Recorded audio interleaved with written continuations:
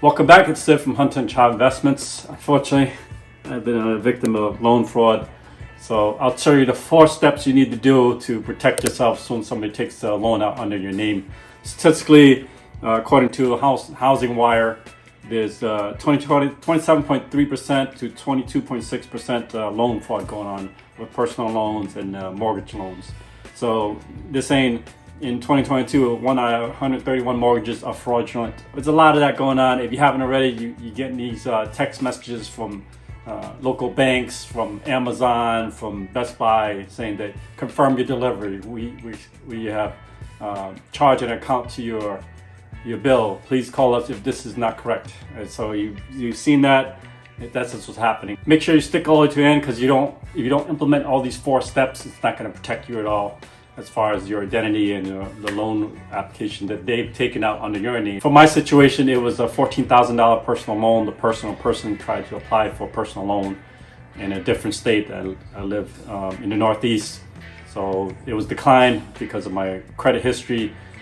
I don't have any good credit history, so they were trying to apply for a $14,000 loan and was denied. The reason I found out, because the denial letter was received to my house at my address in my state rather than the person that applied in that state. So that's how I found out. So number 1, what you want to do is call the lender that denied the person that applied for the loan. Say, hey, that was not me. I don't know who applied for the loan. You need to get started right away, because I received the letter a week after they applied for the loan, maybe a week and a half. So I called the department and they put in an investigation, the fraud investigation, to put a stop hold on their side as far as any credit lenders or any online businesses that have applied for a loan under their name. So number 2, what you want to do is reach out to the 3 credit bureaus, TransUnion, Experian, Equifax. And I'll flash across the screen the phone numbers for those, and then you want to personally reach out to them either via telephone or through or what I'm going to show you next is how to freeze your account after signing up with TransUnion, Experian, Equifax, the 3 credit bureaus. So the first one is TransUnion. We're just going to Google it, TransUnion, and then we're going to look for credit freeze. There it is. We're going to click on here. And here's the member login. If you already have an account, so I'm just going to do that. I just add a freeze button here, as you can see on the left here. And just click here, add freeze, and then you can set up an account. So you would, create a username and password and create an account. Press continue. Sometimes it has to retrieve the information. Please wait. Continuing. And there it is. So here's dispute a credit freeze. So fraud alert, a whole bunch of them here, and it's free. There's no charge. I click on credit freeze here to show you, and there it is. The account is frozen at this point just because of what's going on with my account right now.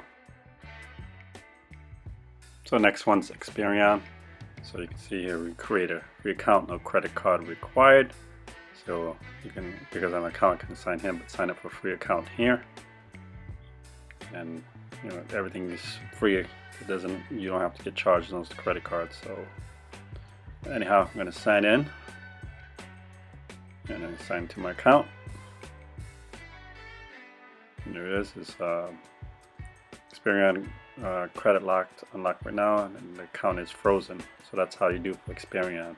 All these can be looked online through Google. All right, last but not least, the 3rd credit bureau is Equifax. So same thing, I would just Google it. You can go security freeze here, click on here, and then you just get started with a free credit freeze, and then create an account and log in. So I'm going to do that. I already have an account, so I'm going to log in. Log in here,